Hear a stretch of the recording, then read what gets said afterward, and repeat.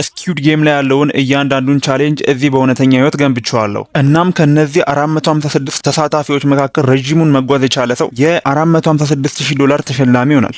መጀመሪያ የምንጫወተው ጨዋታ ቀይ መብራት፣ አረንጓዴ መብራት ነው። እናም ቀዩን መስመር ለማለፍ 30 ደቂቃ አላችሁ። እናም ወሬ ሳናበዛ አረንጓዴ መብራት፣ ቀይ መብራት።